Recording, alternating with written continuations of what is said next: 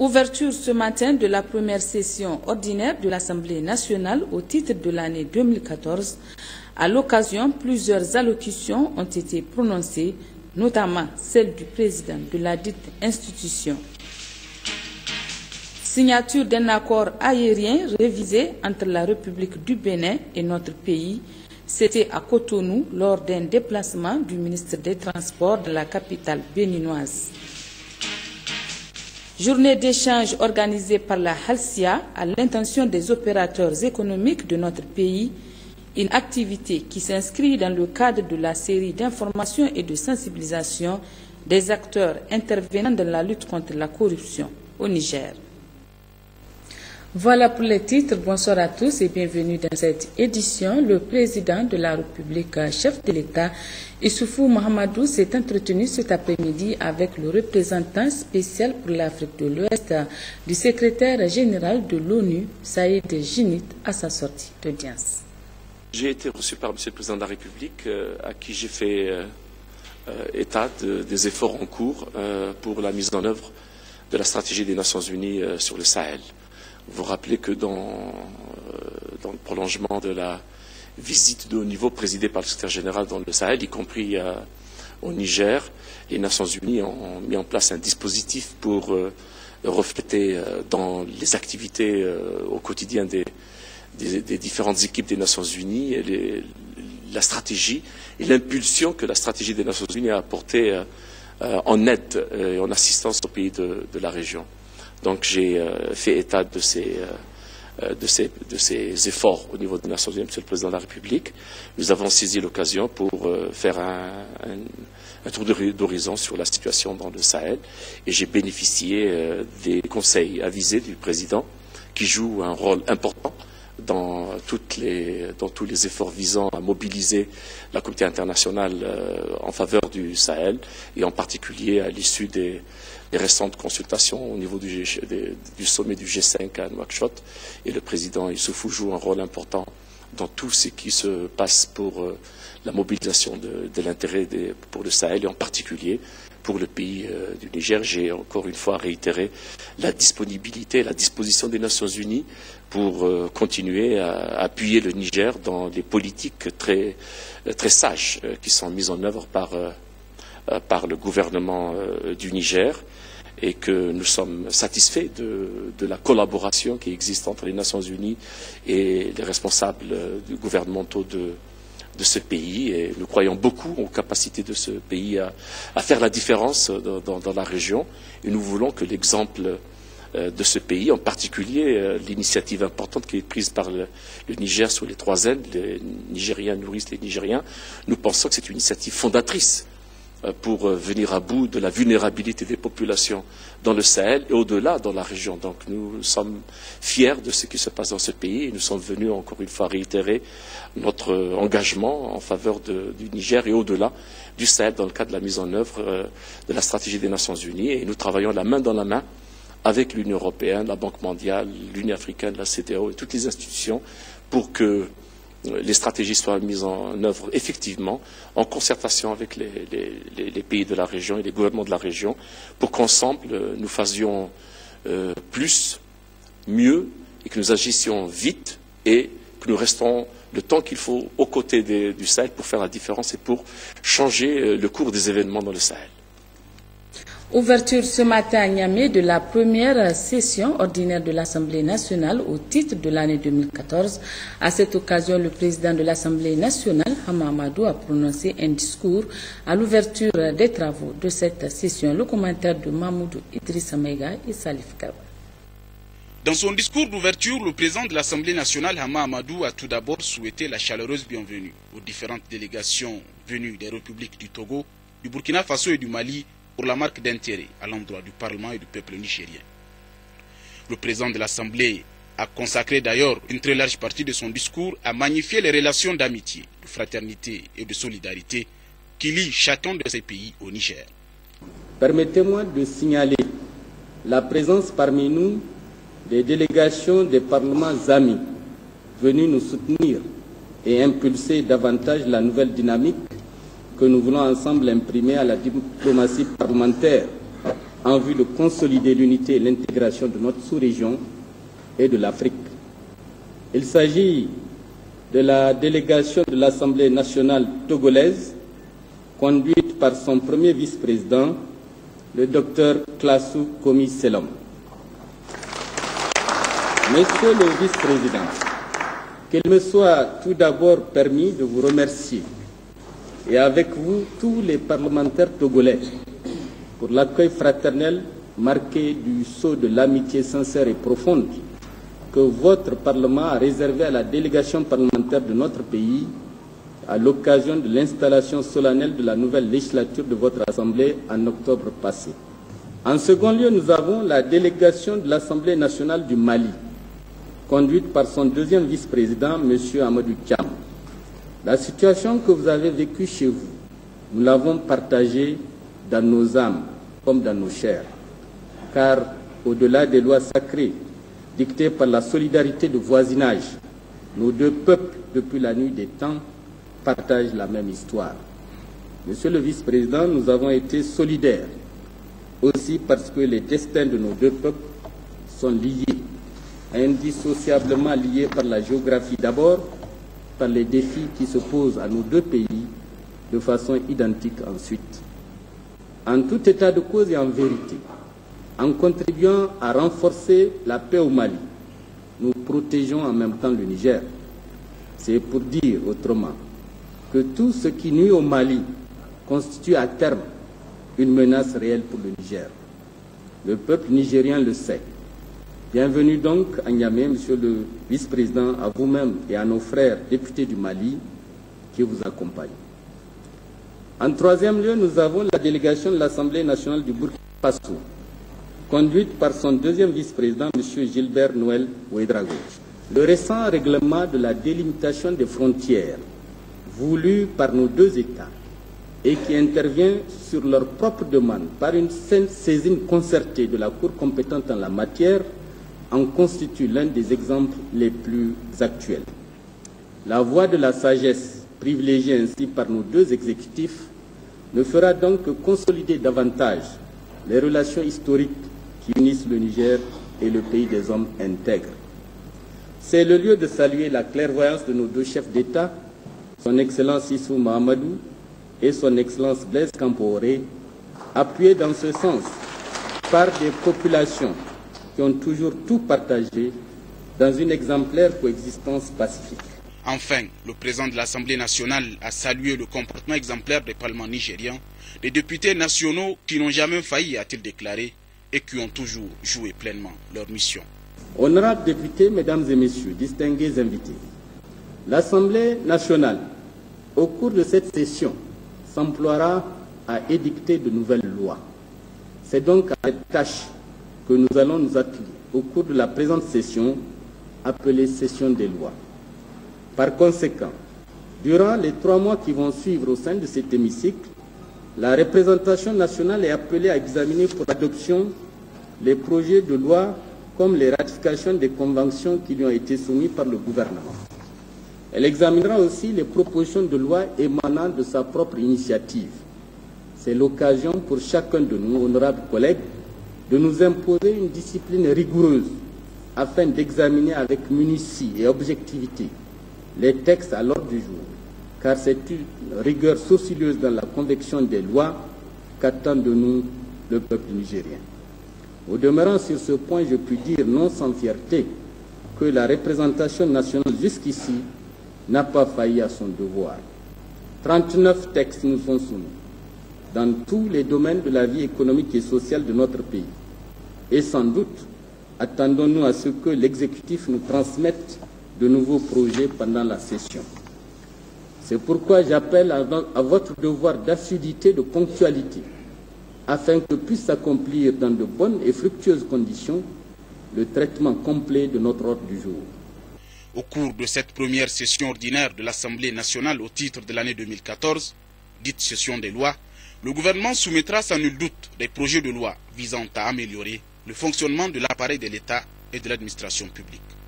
Le peuple compte ainsi sur les députés nationaux pour toujours faire prévaloir l'intérêt général de la nation. La cérémonie d'ouverture de cette session a été également marquée par plusieurs allocutions prononcées par les différentes délégations venues pour la circonstance. Le résumé avec Mahmoudou Idrissa Maïga et Salif Garba. Cette première session ordinaire de l'Assemblée nationale au titre de l'année 2014 a vu la participation de plusieurs délégations venues des pays amis et frères du Niger, en dehors des représentants du corps diplomatique et des organisations internationales ainsi que les invités de marque. Il s'agit de la délégation togolaise, burkinabé et malienne, conduite respectivement par les vice-présidents de leur parlement. Tous ont salué et réitéré les relations fraternelles qui existent entre les pays dans le cadre de la diplomatie parlementaire, des relations interculturelles et le brassage entre les différentes nations. Tous ont souhaité également voir les parlements africains faire de l'intégration régionale une réalité à travers la diplomatie parlementaire. Il me plaît de souligner que l'une des preuves de l'excellence des relations entre nos deux pays est, qu'on venait de le dire, mon chef, je veux dire le président de l'Assemblée nationale du Niger, la preuve de l'excellence des relations est la présence de nombreux Nigériens au Togo, non seulement à Lomé, mais dans plusieurs autres villes du pays. Ils sont respectueux des lois de leur pays d'accueil. De surcroît, ils sont parfaitement intégrés au point que la plupart des Togolais savent dire « Medira Lahialo ».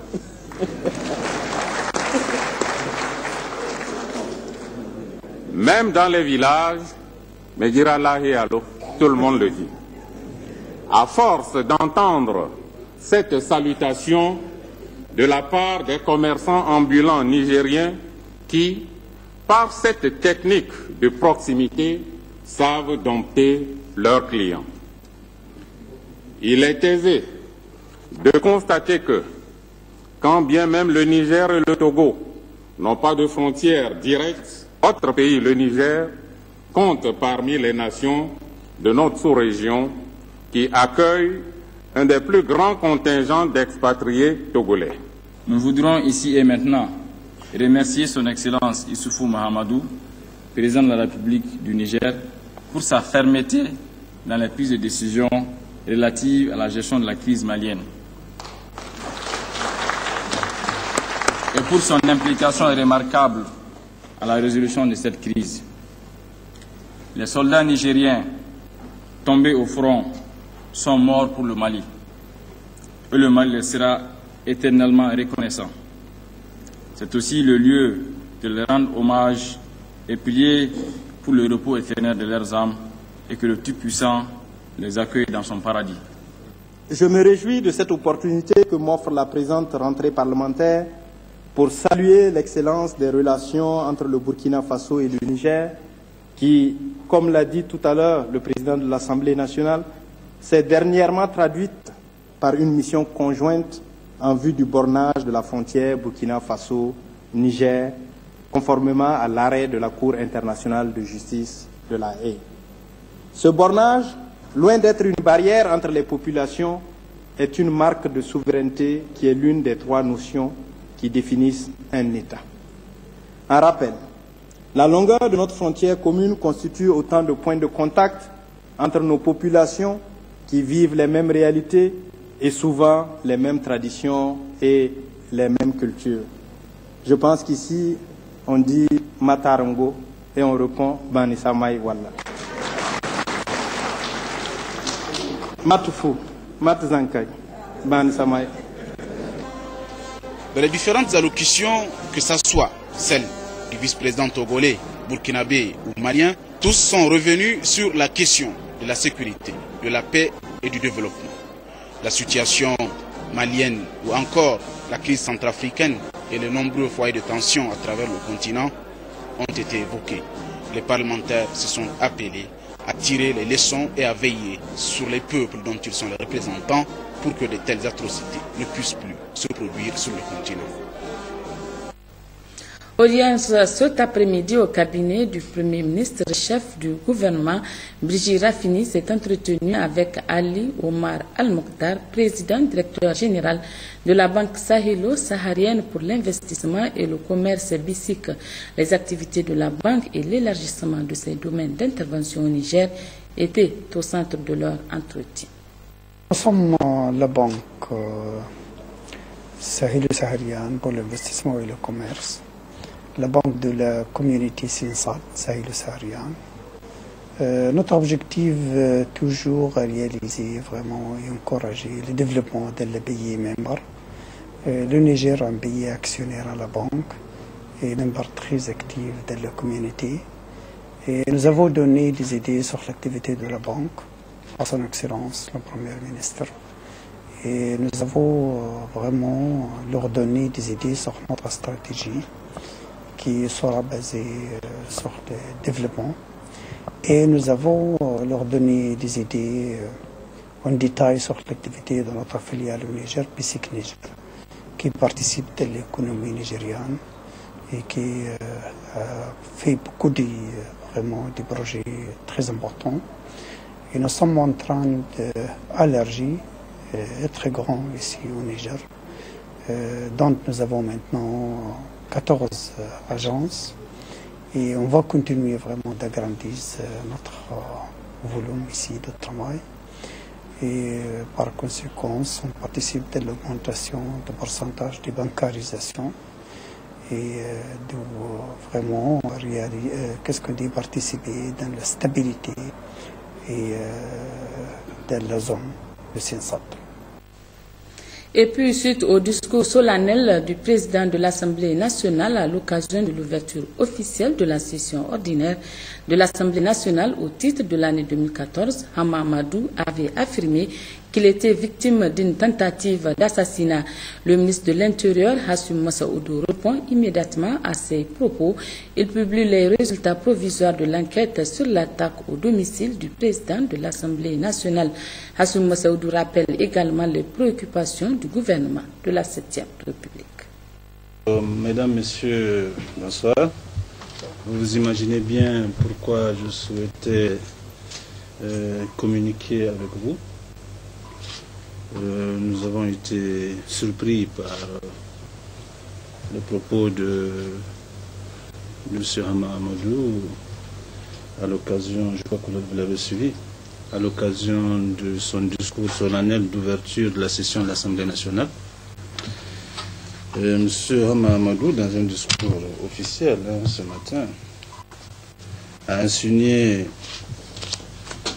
qu'il a fait l'objet d'une tentative d'assassinat par ses adversaires politiques. Et il a dit que cela traduit les nouvelles mœurs politiques dans notre pays, c'est-à-dire une nouvelle tradition d'assassinat. C'est cela qu'il a insinué, qu'il a fait l'objet d'une tentative d'assassinat. Nous ne pouvons pas ne pas immédiatement réagir face à de tels propos, dans un cadre aussi solennel. Et c'est pour ça que je voudrais, je ne l'avais pas prévu, bien entendu, j'attendais que les choses se passent normalement et que, en temps opportun, les conclusions soient données. Mais nous ne pouvons pas, face au caractère outrancier de ces propos, ne pas réagir immédiatement. Donc c'est ainsi que j'affirme qu'au stade actuel de l'enquête, les premières conclusions nous permettent d'affirmer ceci. Premièrement, qu'il n'y a pas eu d'attentat à la vie de la personne de M. Hama Amadou. Mais la raison est simple, c'est qu'il n'était même pas là. Je crois que tout le monde a vu. Il a voyagé. Il n'était pas sur le territoire nigérien. Il faut bien être là pour qu'il y ait une tentative d'assassinat sur votre personne. Ça, c'est le premièrement. Donc, son départ a été filmé et heureusement, tout le monde l'a vu. Même si nous, on est des amateurs, on regarde quand même la télévision et on a vu M. Hama Amadou partir, comme l'ensemble des Nigériens. Donc, par conséquent, nous ne pouvions pas tenter de l'assassiner pendant qu'il était absent, sauf si on l'a fait en territoire étranger. Deuxièmement, je peux aussi affirmer au stade actuel de l'enquête, qu'il n'y a pas eu d'attaque sur son domicile.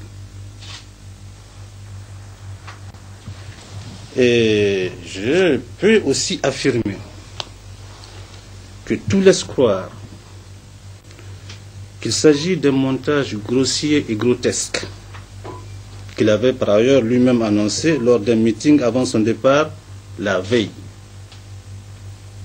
Le montage est grossier et grotesque, on peut déjà l'affirmer. Mais l'enquête continue. Elle continue au Niger et elle continue à l'étranger. Nous allons envoyer certaines pièces à l'étranger pour l'évolution de l'enquête. Au moment opportun, quand tous les éléments seront rassemblés, les services compétents vont éclairer l'opinion sur ce qui s'est exactement passé et totalement. Mais ce que je viens de dire, c'est déjà des premières conclusions de l'enquête à son état actuel. Un, il n'a pas fait l'objet d'une tentative d'assassinat, ça c'est évident, alors qu'il parle d'assassinat et de nouvelles mœurs politiques. Deuxièmement, son domicile n'a pas fait l'objet d'une attaque. Nous répondrons, les services compétents répondront en temps important sur l'évolution de l'enquête. Cela est un montage grossier et grotesque. Je peux l'affirmer à l'aise. Donc, voilà un pays qui vit en paix, dont les institutions démocratiques fonctionnent normalement, avec un certain nombre de menaces auxquelles fait face le gouvernement. Les menaces, les vraies menaces sur lesquelles travaille le gouvernement et avec lesquelles il le travaille avec succès, ce sont les menaces sécuritaires, les menaces du terrorisme. Nous faisons face avec abnégation, courage et succès. Le président de la République a la clairvoyance d'anticiper les événements. Et je crois que le monde entier et le peuple nigérien nous le reconnaît. Les menaces d'insécurité quotidiennes, et vous savez très bien ce que fait le gouvernement, les moyens accrus qu'on a donnés aux forces de défense et de sécurité, à l'armée, à la gendarmerie, à la garde nationale, à la police nationale, pour qu'aujourd'hui les Nigériens vivent en paix, partout dans le pays. Les patrouilles qu'il y a, nous avons 400 véhicules qui tournent en dehors de l'armée, en dehors des forces statiques, en dehors de l'armée qui patrouille. Nous avons 400 véhicules qui tournent jour et nuit pour faire face aux préoccupations de sécurité quotidiennes des Nigériens, dans un environnement fortement troublé. Et nous apparaissons, comme par miracle, comme un pays singulier. Première menace auquel nous faisons face avec succès. Deuxième préoccupation du gouvernement, c'est la préoccupation par rapport, si on peut l'appeler ainsi, aux problèmes climatiques. La nourriture. Faire en sorte que les Nigériens ne meurent pas de faim. Tous les jours. Nous faisons face à cela à chaque fois qu'il y a une mauvaise saison, et même quand il y a une bonne saison, à ces questions-là. Et le gouvernement y fait face avec succès. Tournez dans le pays et vous allez vous en rendre compte. Et nous en sommes fiers. Troisième chose, c'est que nous essayons aussi, le gouvernement se bat pour mobiliser les ressources. Les ressources sont aujourd'hui mobilisées pour mettre en place les infrastructures de base qui permettent le développement. Il s'agit des routes, il s'agit du chemin de fer, il s'agit de faire face aux problèmes de l'énergie de demain. Voilà les grandes infrastructures. Les facteurs, faire en sorte que les facteurs de production, les coûts des facteurs de production baissent, c'est ça les leviers du développement. Donc voilà les trois axes sur lesquels travaille le gouvernement avec succès. Et M. Mamadou veut divertir les gens. Il veut nous divertir, il veut divertir la communauté internationale, distraire la communauté internationale et divertir les Nigériens. Et amener le gouvernement à se préoccuper de ce genre de questions, de fausses questions. Il ne nous divertira pas. Je voudrais dire et vous rappeler qu'après avoir, si vous écoutez, et ceux qui sont à Niamey, ceux qui écoutent, ils s'intéressent à ces activités. Heureusement qu'il n'y en a pas beaucoup. Après avoir, dans ces meetings dans les quartiers de Niamey, fait appel à la haine ethnique, vous le savez, les gens l'ont entendu, je le répète, fait appeler les jeunes de Niamey à la violence, on l'a entendu, en demandant aux jeunes comment lui on peut l'insulter à Niamey et que les jeunes restent tranquilles. Un appel à la violence ouvert. Après avoir appelé ouvertement à l'interruption du mandat démocratique régulier, Voilà que Amma invente cette histoire d'assassinat. Cela n'est pas dans nos mœurs, cela n'est pas dans notre culture, cela n'est pas dans notre imaginaire, cela n'est pas dans nos habitudes. Demain, je ne sais pas ce qu'il inventera, mais cela suffit. Vous savez, il y a un adage qui dit que tout ce qui est excessif est insignifiant. Heureusement que cela a été accueilli ainsi. Quand il y a eu l'événement, ils ont fait beaucoup de bruit, les Nigériens ont souri. C'est pour ça qu'ils relancent ça aujourd'hui. Je suis convaincu que les Nigériens vont encore sourire. Parce que c'est de la diversion grotesque. Tout ce qui est excessif est effectivement insignifiant. Et je vais finir par dire que les prophéties apocalyptiques pour le Niger de M. Hama Amadou ne se réaliseront pas, Inch'Allah. Son imaginaire grouille de projets d'assassinat. Personne ne le suivra. Il est en dehors de notre éthique. Il est en dehors de la culture de notre peuple. Inch'Allah, ces prophéties ne passeront pas. Voilà ce que je peux vous dire de manière liminaire. Et c'est notre réaction face à ces propos outranciers qui choquent. Mais nous ne nous laisserons pas divertir. Nous n'allons même pas le suivre dans ce débat. Nous attendons les conclusions définitives de l'enquête, puisqu'il faut le faire aussi à l'étranger.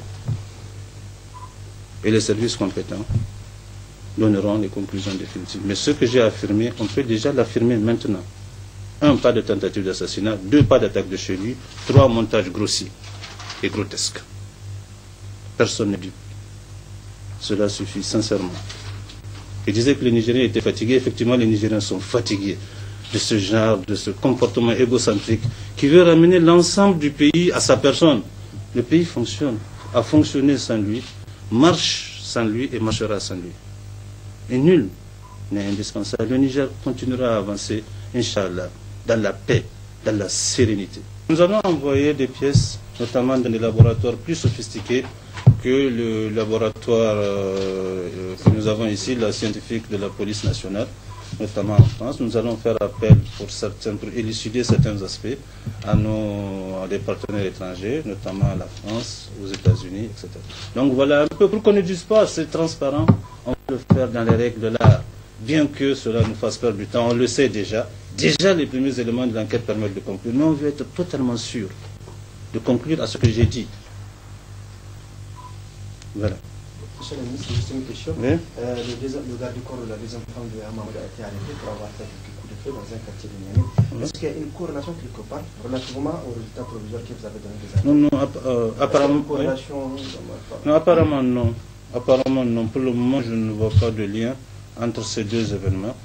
Bon, maintenant, que les gens, les gardes-corps autour de lui se mettent à tirer, c'est toujours quand même quelque chose de bizarre. Mais enfin, cela, nous l'avons, il a été interpellé, c'est un policier qui a tiré en public. En soi, il faut nécessairement, quel que soit, mais vous le faites, la police va évidemment vous interpeller et vous interroger, cela est évident. Maintenant, je ne fais pas de lien a priori avec les événements qui nous ont servi. Suite de cette édition, en route pour Zender et Difa, après Dosso, le lundi dernier, le ministre de la Jeunesse et des Sports et l'hôte de la région de Maradi, sur place, Abdelkarim Damalam, a effectué des visites et a présidé une rencontre avec les jeunes venus nombreux pour écouter son message à leur endroit. Moumon Oumarou et Adin Al-Galas. À l'entrée de la ville de Maradi, la délégation ministérielle a été accueillie par le gouverneur Abdou Maman, entouré de ses plus proches collaborateurs, les responsables des forces de défense et de sécurité ainsi que plusieurs directeurs régionaux, ainsi que le représentant du sultan de Katsina. Dans la région de Maradi, le ministre Abdelkarim Damalan, en compagnie du gouverneur et du président du conseil régional, a entamé ses visites à Tibiri-Gobir où 2 jeunes, une fille et un garçon, avec l'appui du ministère de la Jeunesse, s'adonnent avec succès à l'embouche bovine. Le ministre a été ravi de constater que l'investissement du département ministériel qu'il dirige est une bonne chose pour ces jeunes gens qui aujourd'hui ont réussi dans cette activité qui leur procure emploi et gains assez suffisants pour ne pas en chercher ailleurs. Aussi ont-ils été encouragés par le ministre qui leur a demandé de maintenir le cap et servir d'exemple à beaucoup de jeunes oisifs et à la recherche du gain facile. Sur un autre terrain, celui du centre socio-économique des jeunes de Maradi, Le ministre Abdelkarim Dambalan, après une visite des locaux, s'est réjoui de trouver sur place 42 jeunes femmes et filles